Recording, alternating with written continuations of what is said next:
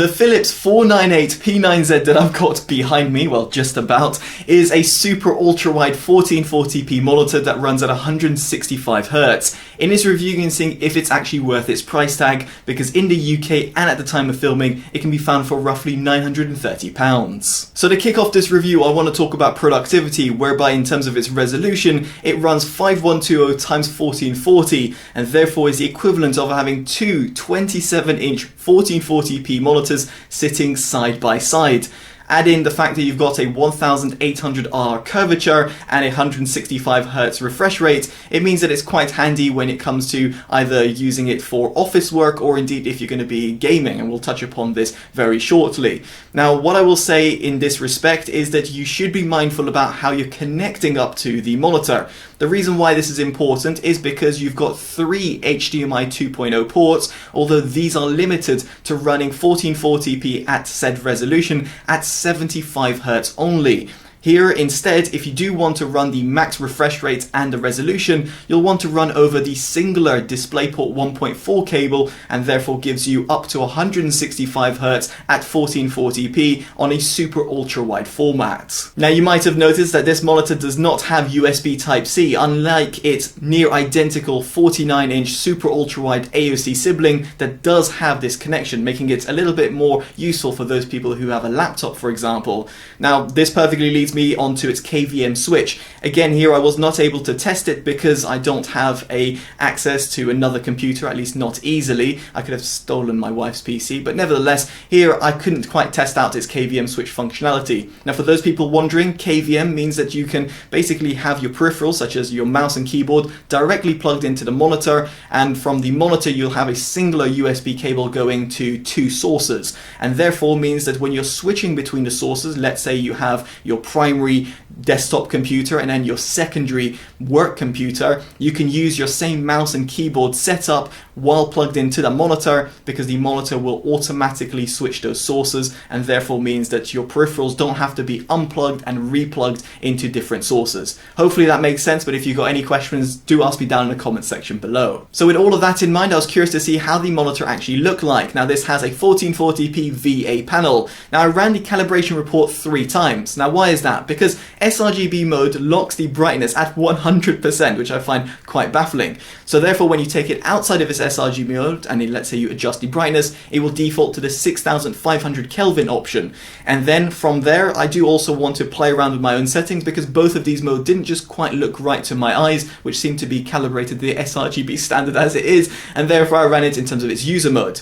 So with that in mind, when I put it in terms of its sRGB mode, you can see here the gamut coverage sits at 95.3% and a gamut volume at 101.5%. You can see here it hits the sRGB standard pretty well. Now as for the average DLTE, it's 1.76 and a maximum of 3.9, which is neither great nor bad, although it should suffice for most individuals. I just wish it was a little bit more color accurate. The Tesla's contrast ratio sat at a whopping 2315:1, although it's no surprise given it's a VA panel, and a measured white point was at 6666 Kelvin at 100%. Now moving on from that, we went to the 6500 Kelvin option, and you can see here the gamut is directly affected, whereby the coverage sits at 99.9% and the gamut volume extends to 128.2%. You can see here the Adobe RGB and DCI-P3 standards also have increased. Now against the sRGB standard, the average DLTE does rise to 2.41 and a maximum of 5.19, whereby the measured white point also does come down a little bit to 6263 Kelvin. Now moving on to my user mode, which I was actually quite impressed by, adjusting the RGB gains. Here you can still see it's still got that wide color gamut, more like the regular 6500 Kelvin mode, and whereby the actual average DLTE was a little bit lower than the 6500 Kelvin mode, sitting at average DLTE of 2.02 and a maximum of 4.07, which isn't too bad. The measured white point is a little bit skewed off at 6882 Kelvin at 100%. What I was very impressed by over here is that in its user mode, and at least to my settings, my gamut was pretty much on point to the 2.2 standard. Ultimately, what I'm trying to portray over here is that it's a shame that Philips have locked the brightness of the sRGB mode to 100%.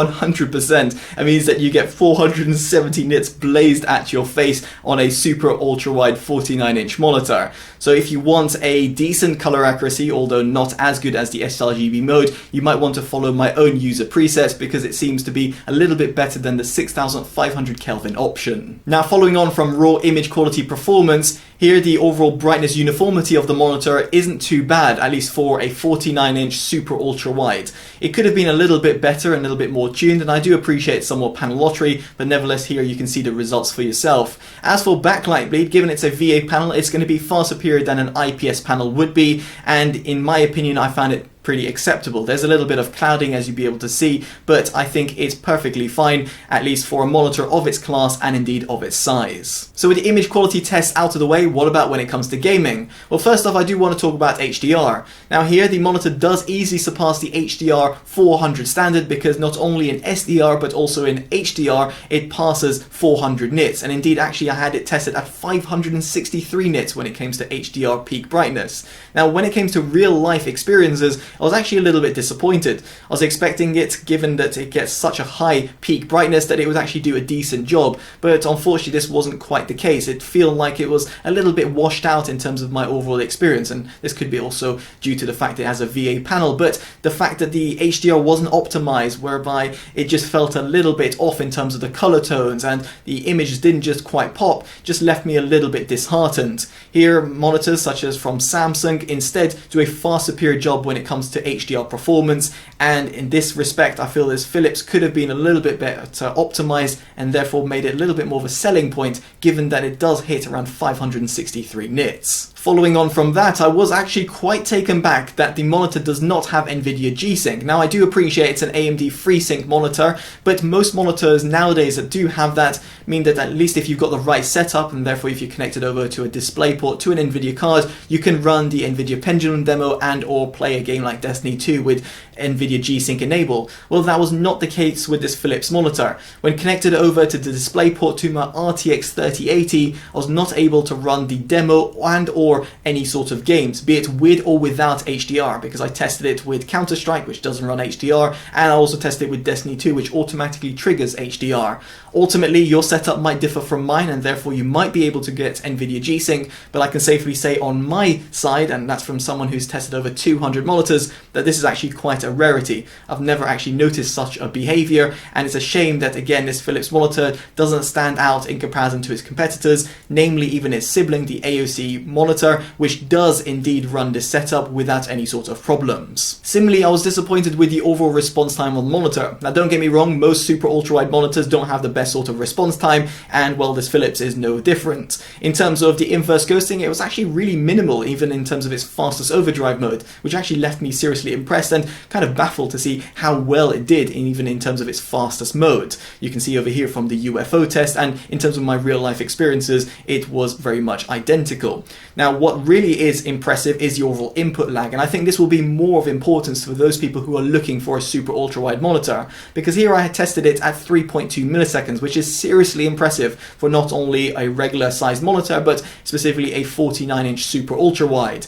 And this means that if you're going to be playing, let's say, non-Twitch based games such as for example sim racing or flight simulator, or even like myself beach buggy racing too, you'll be pleased to know that whatever input you have, the monitor is going to respond to very quickly, and therefore makes it quite ideal for those type of gamers. And indeed this monitor, I would see it being more tuned for those type of gamers or those people who are going to be using it for such purposes. And on that note, this monitor does run 165 Hz, although do bear in mind that will have to be over DisplayPort. That means that you get a little bit of extra fluidity in comparison to the AOC sibling, which runs 120 Hz, although I think you'll be hard pressed to see the difference between 120 Hz and 165 Hz. Nevertheless, these two monitors are no match to this Samsung Odyssey G9, which runs 240 Hz, so therefore if you want the most fluid experience and have got the money to shell out for it, you might want to consider the Samsung alternative instead. So moving on to the monitor's OSD, it can be accessed through a set of physical buttons found towards the bottom right of the monitor, making it quite accessible. Here you'll find a low below blue mode,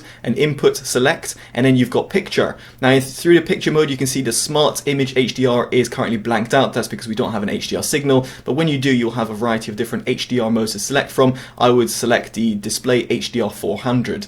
Now adaptive sync, do bear in mind the comments I made before about this in terms of it not running on G-Sync, at least not on my setup. And as for the smart response time, you can select the different modes, although you'll probably want to run on fastest in order to get the lowest response time of the monitor, although do yet again bear in mind what I mentioned about the response time of this panel. Now as for PBB mode, you can enable it or disable it, and therefore have two separate inputs side by side, almost like a split screen with two separate inputs, which is quite handy to have. As for audio, this monitor has two 5-watt speakers built in. They're not exactly that impressive, although will definitely suffice for basic music listening or indeed notifications. Now as for the color settings, as I did mention, you have got the color temperature and a sRGB modes, but in my case I would suggest running on the user define, whereby it doesn't actually lock the gamut to the sRGB standard, therefore not getting the best sort of color accuracy, but will give you the ability to adjust your brightness, because sRGB mode does lock that brightness, and as a result I would suggest running red at 90, green at 93 and blue at 100.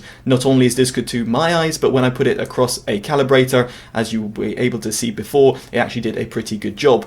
Now as for the OSD settings and the USB settings, they're all pretty self-explanatory. Only thing I'd like to touch upon is the KVM, whereby you can select between auto or the USB up 1 or 2 if you so wish. And finally, in terms of setup, you can have a resolution notice and have some information as to the overall refresh rate and the resolution that the monitor is currently running on. Now with the OSD section out of the way, I should just quickly note that the overall build quality and the stand is absolutely faultless. It's got a square sort of stand, which is providing a very sturdy feel to the monitor, and also means that it can fit in most desktop setups. At least in my case, it fits on my Friday IKEA desk. Furthermore, it's got a 3-side borderless design, and the stand also allows you height and tilt adjustment. Of course, there's no sort of pivot or rotation, which is no surprise given the size and indeed class of the monitor. And so this brings me on to my verdict. Can I see myself actively recommending the Philips monitor? Well, no. If you're on a budget per se for a super ultra-wide, you should get the AOC alternative. Given they come almost from the same company as well, it's actually quite baffling to see that these two monitors are almost competing in the same space.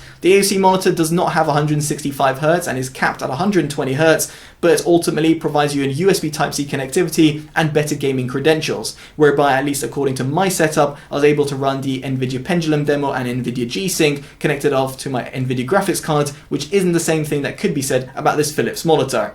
Elsewhere, if you've got a bit more of a budget, and by that I mean around £200 to £300 extra in the UK, then you should definitely go for the Samsung Odyssey G9 instead.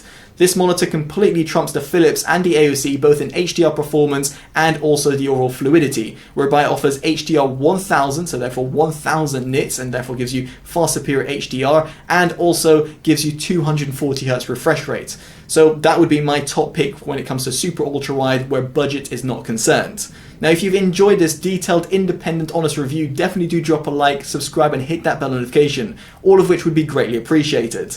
As such, I've been Totally Dubbed, and I'll hopefully see you in the next one. Take care of yourselves, and goodbye.